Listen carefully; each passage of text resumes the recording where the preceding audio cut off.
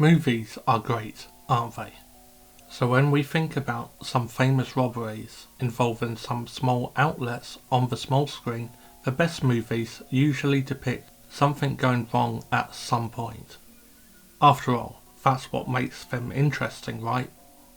Who wants to see a perfectly staged robbery where nothing ever goes wrong?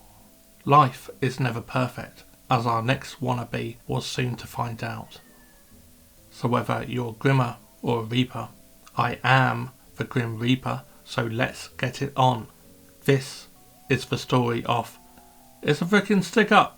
How to not do it.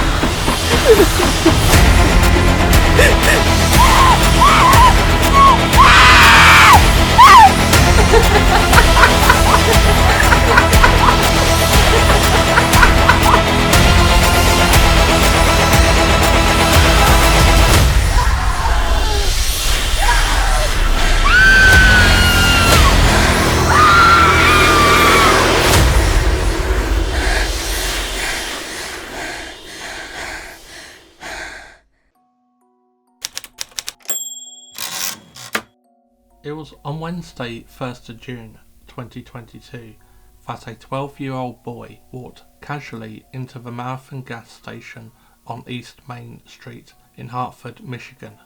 He waited politely in line, minding his manners, behind a customer in a blue top who was just completing his purchase at the time. This is where good parenting comes into play. Always have a respect and be polite to others. Or that's how good parenting used to be. But as the story develops, the lad's upbringing might have gone wrong somewhere along the way, perhaps. After waiting patiently in line, it was a further customer who was starting to queue up behind the young boy when he hesitated slightly. However, without much further encouragement, he went straight into his movie role character. He branded the BB gun out from beside his rucksack, pointed this at Jessica, who was the cashier clerk, and said, "Put the money in a bag." Surely there is a better line to use that is more iconic, maybe more expressive. What would you say if you ever was going to do a robbery? Would you have a decent line already rehearsed? The cashier was totally stunned at what was said by the teenager and his actions of having the BB gun pointed directly at her. The cashier, can't believing what was unfolding right before her very own eyes, said, "What?" Of which he repeated and threw the rucksack on the top. Get the picture, Pooter? Not that the teenager said that line either. The cashier still wasn't really sure if this was for real. However, cautious about the firearm being pointed towards her, said, "You serious?" Half expecting this to be some kind of prank being played out. The demeanour of the young teenager was very relaxed and had obviously played this out a few times in his head, possibly. It's not like he had lots of practice at this, had he? He raised his arm, pointing to the ceiling of where he discharged the weapon.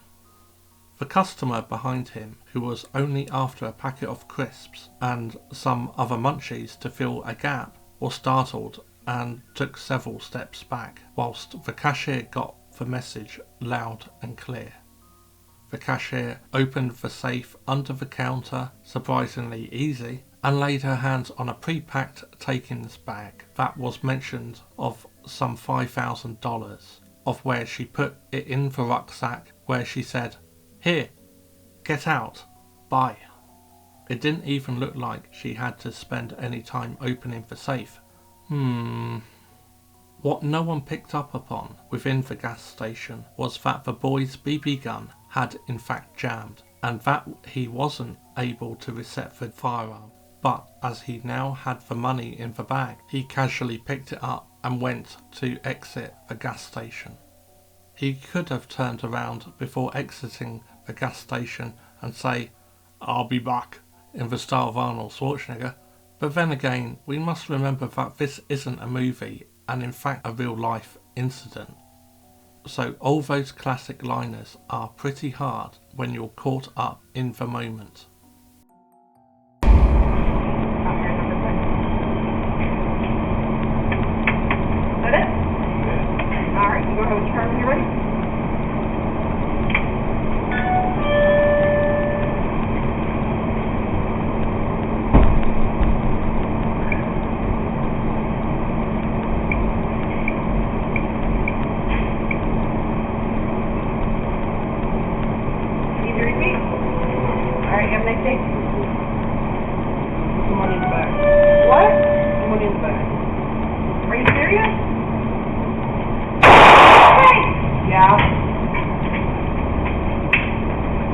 Get out, right?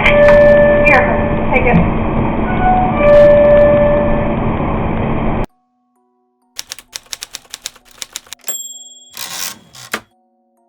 Amazingly, the gas station was just opposite of Hartford Middle School, where the boy was studying at. So what was this? After a hard day's schooling, he was going to grab something quick from the gas station before heading for home? You got it.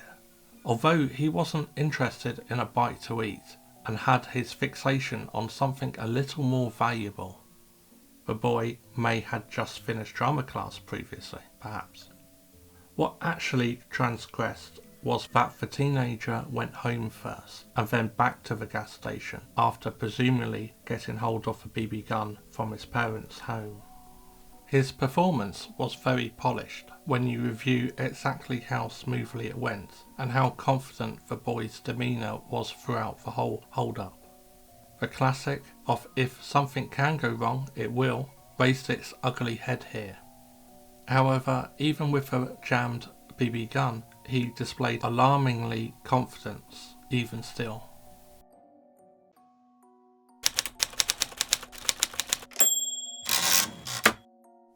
Jessica, the cashier clerk, phoned the police about 3:52 p.m. and they responded from several law enforcement agencies within 90 seconds, locating and arresting the boy just about a block away in a nearby parking lot from the gas station.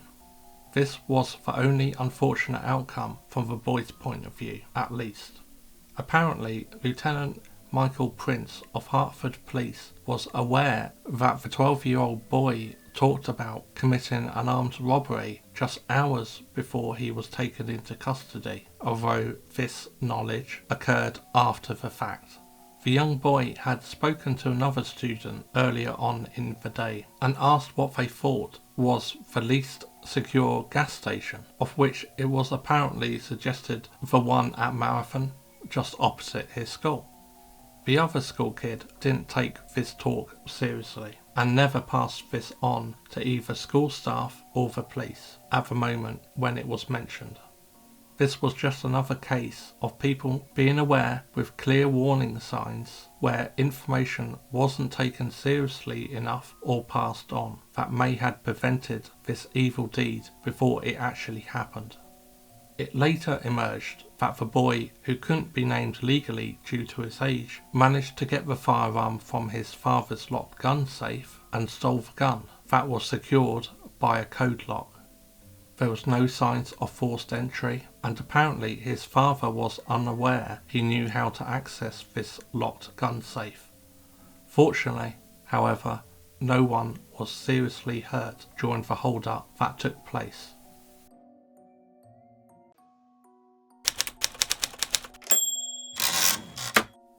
This wasn't the first time he had branded the BB gun and used this, however. A couple years earlier, the young boy also shot at a resident in the vicinity, Lisa Riley, whilst she was mowing her lawn one day. She mentioned that he showed no emotions at the time, and when you look at this video, he appeared to be totally focused and remained calm throughout. even when things started to go wrong, but his composure allowed him to quickly recover and exit without any further incident at the time. When someone shoots a gun or brands a firearm, no matter what, is your life really worth something like the minimum living wage? What do you think? What would you do? Would you do the heroic act and try to tackle or deal with the situation in a different manner? Or would you just give him the money and be done with it? Let us know in the comments below. Me personally, fuck that shit. If anyone held a gun towards me, they can just take the money, so long as I'm fine.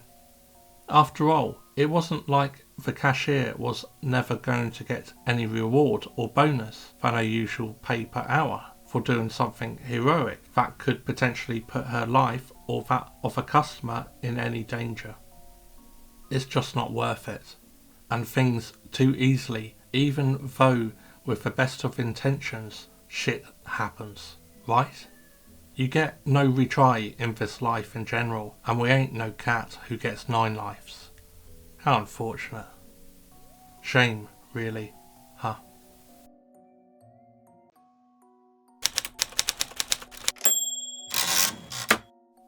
When the teenager was arrested, he was interrogated by the police. To their amazement, Lieutenant Michael Prince said, "He pretty much did not lie about anything," and then went on to further state, "He will not give us his exact reason. He said it wasn't for the money, but he would not tell us." This was also confirmed by Officer Matthew Kuzma too. One thing that emerged that we should all take account of is that if you have firearms in a home environment, how safe are they really? Lieutenant Michael Prince said, "I think the father had good intentions, but I think he learned a valuable lesson that he needs to secure the firearm even better than he did because the young man was able to pry the door open and obtain his weapon." We should all take note of that and apply perhaps, as it could had easily turned out worse than it did. He was charged with 1 count of armed robbery, 1 count of discharging a firearm in a building, 1 count of assault with a deadly weapon, and 3 counts of felony firearms, and he is currently being held in custody at Allegan County Juvenile Detention Center until the trial that is scheduled for the 9th of June.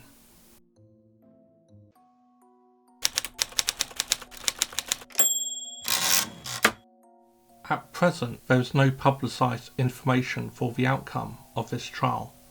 What do you think happened? Did he go down? Was he tried as an adult? Let us know in the comments below, and if you liked this video, please do leave a like and consider subscribing, as it will help us immensely in producing more and more content for your viewing pleasure. Also, if you want to be informed of when the next video is released, do click on that notifications bell as well. Until the next one, I am the Grim Reaper, and I am out.